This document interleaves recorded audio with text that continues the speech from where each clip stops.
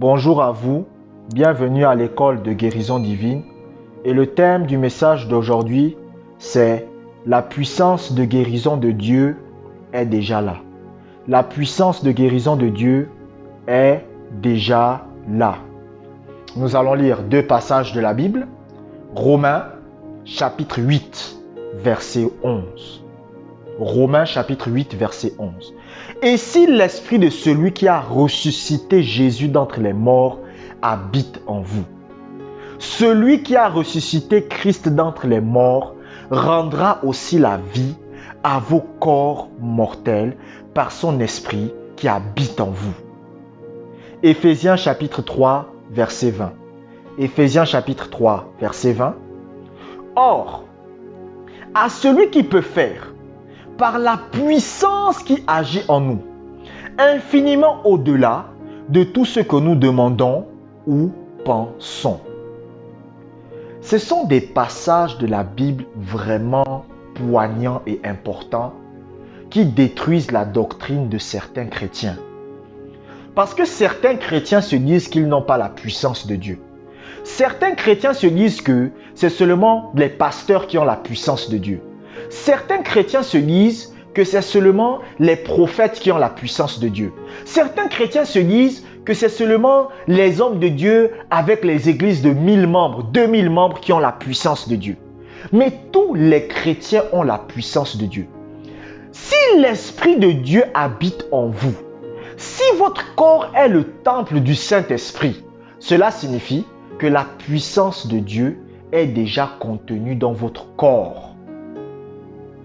La puissance de Dieu est déjà contenue dans votre être. Vous n'avez pas besoin de demander à Dieu de vous donner la puissance. La puissance que vous cherchez est déjà contenue en vous. Je vais vous expliquer un peu pour que vous puissiez bien comprendre ce que je veux dire. Je sais que beaucoup d'entre vous, vous connaissez Usain Bolt. Usain Bolt, c'est le champion de 100 mètres aux Jeux Olympiques. Usain Bolt, vous comprenez, a des muscles très forts. Mais ces muscles viennent d'où? Est-ce que Usain Bolt est parti faire une opération chirurgicale pour avoir les muscles?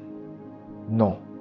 Est-ce que Usain Bolt est parti voir un magicien pour que ce magicien pratique la magie et il a les muscles? Non. Est-ce que Usain Bolt est allé voir un médecin pour qu'on lui fasse de la chirurgie esthétique afin qu'il ait les abdominaux? Non. Les abdominaux de Usain Bolt sortent d'où? Ça sort de lui-même. Vous comprenez? Ça sort de lui-même. Les abdominaux que Usain Bolt a envie d'avoir sont déjà en lui. Vous comprenez? Vous comprenez? C'est comme votre enfant de 5 ans. Votre enfant de 5 ans vient vous voir. Voici un enfant de 5 ans. Et il vous dit, j'ai envie d'avoir la barbe. Qu'est-ce que vous allez lui dire? Que la barbe dont tu as envie est déjà en toi. Vous comprenez? C'est-à-dire lorsque l'enfant vient vous dire, j'ai besoin d'une barbe, vous allez dire à votre enfant, ou en tout cas l'enfant qui vient vers vous, vous allez lui dire que la barbe que tu veux est déjà en toi. Écoutez, moi quand j'étais petit, on avait des grands, ils avaient l'habitude de draguer les filles. J'étais tout petit, on avait 7-8 ans. Bon, on avait 11-12 ans comme ça. Et on voulait avoir la barbe. Et on disait que, oh, on veut la barbe. Et les grands nous disaient quoi? Que, attendez, la barbe va sortir. La barbe va sortir. Et aujourd'hui, j'ai des gens que je connais, ils ont la barbe. Bon, finalement, moi, je n'aime plus même... Bon, la barbe, je n'ai pas vraiment ça et ça ne m'intéresse plus. Vous comprenez? Mais c'est pour vous faire comprendre la puissance de Dieu. C'est-à-dire la puissance de Dieu est déjà contenue en vous. Maintenant, il y a différents degrés de manifestation. Vous comprenez? De la même façon qu'un enfant ne prie pas pour avoir la barbe. Un enfant ne peut pas dire à son père, je veux que tu me donnes une barbe. Vous comprenez? Il peut dire à son père, je veux que tu me donnes de l'argent. Je veux que tu me donnes la télé. Mais il ne peut pas dire à son père, je veux que tu me donnes une barbe.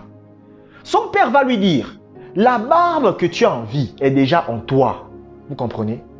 Pardonnez-moi, je vais prendre un deuxième exemple. Ce n'est pas pour vexer les gens, mais c'est pour que les gens puissent comprendre ce que je vais dire. Voici une fille qui vient vous dire j'ai envie d'avoir des seins. Vous comprenez? Voici une fille de 11-12 ans. Elle vient voir sa mère.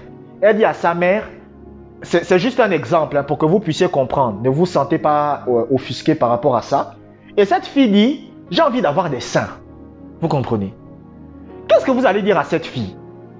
Vous allez dire à cette fille, les seins que tu as envie les seins que tu as envie d'avoir sont déjà en toi. Lorsque tu vas te développer et que tu vas commencer à devenir une femme, les seins vont commencer à sortir. Vous comprenez? Même si ce ne seront pas forcément des gros seins, mais tu auras des seins. Même si c'est des petits seins, mais tu auras des seins. Vous comprenez? Une fille ne peut pas venir voir sa mère et elle dit à sa mère, donne-moi des seins. Elle peut dire à sa mère, donne-moi la télé. Elle peut dire à sa mère, donne-moi à manger. Elle peut dire à sa mère, donne-moi de l'eau. Mais sa mère ne peut pas lui donner des seins. Sa mère va lui dire, les seins dont tu as envie sont déjà en toi. Lorsque tu vas te développer physiquement, lorsque tu vas grandir physiquement, les seins vont sortir. Vous comprenez? Parce que tu vas devenir ce qu'on appelle une femme. Donc, comme tu vas devenir une femme, ton corps va se développer et tu vas commencer à développer les seins. Ça va venir seul. Vous comprenez? C'est la même chose avec la puissance de Dieu. Lorsqu'un chrétien demande la puissance de Dieu à Dieu pour la guérison, c'est comme une fille qui vient demander à sa mère qu'elle a envie d'avoir des seins.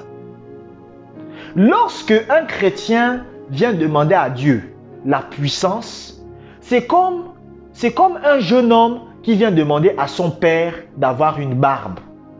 Vous comprenez? Une maman ne peut pas donner à son enfant des seins. C'est pas possible. Si sa fille vient lui dire j'ai envie d'avoir des seins, la maman ne peut pas lever les mains au ciel, elle impose les mains, boum, sa fille a les seins. C'est pas possible. Elle va dire à sa fille, grandis physiquement, mange, nourris-toi. Et lorsque tu vas développer ton corps physique les seins vont sortir. Tu n'auras même pas à forcer. Pourquoi? Parce que tu te développes physiquement. Et c'est la même chose avec l'homme. Lorsque un garçon vient dire à son père, j'ai envie d'avoir une barbe, son père va lui dire, écoute, si tu as envie d'avoir la barbe comme moi, développe-toi physiquement. Continue à manger, continue à te nourrir bien et tu vas voir que la barbe va sortir de lui-même. C'est la même chose avec la puissance de guérison de Dieu. Et plein de chrétiens sont comme ça. Ils demandent des choses à Dieu que eux-mêmes ils ont déjà. Ils disent à Dieu, donne-nous la puissance, donne-nous la puissance pour la guérison, alors que la puissance est déjà en eux. Il y a des chrétiens qui font des jeûnes de 40 jours. Écoutez, vous pouvez jeûner parce que vous voulez vous rapprocher d'avoir une communion avec Dieu.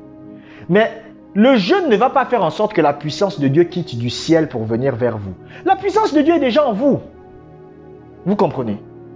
La puissance de Dieu, la puissance qui a créé l'univers est déjà en vous. C'est pour ça lorsque vous lisez le livre de Romains, il dit quoi? Il dit si l'esprit de celui qui a ressuscité Christ habite en vous. Donc ça veut dire l'esprit qui a ressuscité Jésus là, qui a fait en sorte que Jésus revienne à la vie. Donc Jésus était mort. On l'a mis dans un sépulcre. Vous comprenez? Il a fait 3 jours. 3 jours. Mais la Bible dit qu'après 3 jours, cet esprit a ressuscité Jésus et a guéri le corps de Jésus. Donc ça veut dire que même les coups de fouet que Jésus avait, l'esprit là a guéri ça. Donc non seulement cet esprit a ressuscité Jésus, mais a guéri le corps de Jésus. Vous comprenez? Il dit si ce même esprit habite en vous, cet esprit-là va rendre la vie à vos corps mortels. Vous comprenez? Il va rendre la vie à vos corps mortels. Pourquoi? Parce qu'il a la même puissance. C'est pour ça qu'il y a des gens, quand ils me disent que l'apôtre Paul était malade, ils ne comprennent pas l'apôtre Paul. Les gens ne comprennent pas l'apôtre Paul. Vous comprenez? La Bible dit qu'un jour l'apôtre Paul était en train de faire du feu et un serpent venimeux est sorti. Le serpent venimeux a mordu Paul. Vous savez ce que Paul a fait? Paul n'est pas allé voir le médecin. Paul a secoué le serpent dans le feu et il a jeté le serpent. La Bible dit que quand les gens ont vu Paul faire ça, ils ont dit que Paul est un dieu. Ils ont dit Paul là, c'est un dieu, c'est pas un humain. Parce que quelqu'un, un serpent venimeux ne peut pas te mordre. Tu secoues le serpent venimeux, tu le jettes. Et la Bible dit qu'eux, ils s'attendaient à ce que Paul meure. C'est ce qu'ils s'attendaient à ça, car Paul va mourir. Mais ils remarquent que le temps ne fait que passer. 1 heure, 2 heures, 3 heures, Paul est toujours pareil. C'est là que les gars ont dit non, le gars là c'est un dieu. Parce que c'est pas humain. Que quelqu'un se fait mordre par un serpent venimeux, et il ne meurt pas. Il ne prend même pas de médicaments. Vous comprenez? C'est cela qu'on appelle la puissance de Dieu. Parce que Paul était conscient de la puissance de Dieu qui était en lui. Donc, cela signifie que même s'il y avait un serpent venimeux qui le mordait, la puissance de Dieu contenue en lui annulait les effets du venin. Vous comprenez? La puissance de Dieu contenue en lui annulait les effets du venin. Vous comprenez? C'est pour cela que lorsque vous lisez par exemple le livre de Deutéronome chapitre 34, on vous dit que Moïse à l'âge de 120 ans avait toujours la force d'un homme de 30 ans, de 20 ans. Donc, comment quelqu'un qui a 120 ans, il a la force d'un jeune homme de 20 à 30 ans? La Bible dit qu'il n'était pas aveugle. Donc, Moïse ne portait pas de lunettes. Il n'avait aucun problème des yeux. Vous comprenez? À l'âge de 120 ans. Vous comprenez? Vous pensez que c'était grâce à quoi? C'était la puissance de guérison de Dieu. La puissance de guérison de Dieu faisait en sorte que son corps était en bonne santé. Donc, il y a les différents degrés de manifestation maintenant. C'est comme moi. Moi, je suis à un degré de manifestation. Vous comprenez? Il y a des maladies qui ne peuvent pas durer dans mon corps. C'est-à-dire, dès que la maladie vient, ça ne dure pas sa part. Dès que les maux de tête viennent, ça ne dure pas sa part. Pourquoi? Parce que la puissance de guérison de Dieu en moi, je l'ai activée. Vous comprenez? Et quand je l'ai activée, ça fait en sorte que les maladies qui peuvent venir dans mon corps ne durent pas. Un jour, un médecin m'a dit que Monsieur Josué, vous avez des problèmes au niveau du cœur. On ne comprend pas, il y a un problème, vraiment, ça peut être grave. Il a commencé à me raconter des histoires. J'ai dit, bon, monsieur, il n'y a pas de problème, au revoir. Je suis parti. Mais aujourd'hui, je vis. Ça fait plus de 4-5 ans que ce monsieur m'avait dit ça. Mais je vis toujours. Pourquoi? J'ai activé la puissance de guérison de Dieu en moi. Et cette puissance est toujours en vous. Vous comprenez? Cette même puissance qui a fait en sorte que je sois guéri, qui maintient mon corps en bonne santé, cette même puissance est en vous. Vous devez simplement l'activer. Vous comprenez? Et comment le degré de manifestation, la puissance de guérison de Dieu se développe en vous? C'est en vous développant spirituellement. Plus vous passez du temps à méditer la parole, à prier, à avoir une vie de prière, à méditer la parole, plus la puissance de guérison de Dieu se développe en vous. Les Catherine Kuhlman, elles avaient la puissance de guérison de Dieu en eux, mais elles ne se sont pas assises. Comment elles ont développé ça? C'est en passant du temps avec le Seigneur, en méditant la parole de Dieu, en priant. En fait, vous vous développez spirituellement. Vous comprenez? Et comme je vous l'ai dit, la puissance de guérison de Dieu se transfère aussi par l'imposition des mains.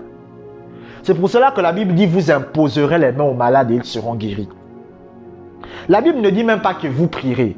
La Bible dit, vous imposerez les mains aux malades et ces malades seront guéris. Comment? Parce que la puissance de guérison de Dieu va se transférer aux gens à travers vos mains. Vous comprenez? C'est-à-dire à travers la paume de vos mains, vous transférez la puissance de guérison de Dieu. C'est l'un des moyens, vous comprenez? C'est l'un des moyens. Donc, lorsque vous imposez les mains à quelqu'un qui est malade, pourquoi? Écoutez, ce n'est pas l'imposition des mains qui guérit le malade. Vous comprenez? Ce n'est pas l'imposition des mains. Vous comprenez? C'est la puissance de guérison de Dieu en nous qui se transfère. Donc, si une fille vient me voir, ou un gars, il me dit, Josué, je suis malade, je veux que tu pries pour moi. Je l'impose les mains. La guérison va se produire. Un jour, il y avait une maman qui me disait, j'ai des problèmes de pied, je n'arrive pas à marcher. J'ai posé ma main droite sur son pied, l'endroit là où elle avait la douleur. Et j'ai dit, au nom de Jésus, je déclare la guérison.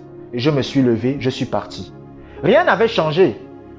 2 jours plus tard, j'ai revu la même dame. Elle était délivrée. Elle n'avait plus de problème. Elle disait que je marche déjà bien, je suis tranquille, je marche bien. Vous comprenez? C'était quoi? C'était la puissance de guérison de Dieu. Vous comprenez? Et cette même puissance est en vous. Je vous remercie d'avoir écouté cet audio jusqu'à la fin. Que la grâce de Dieu soit avec vous.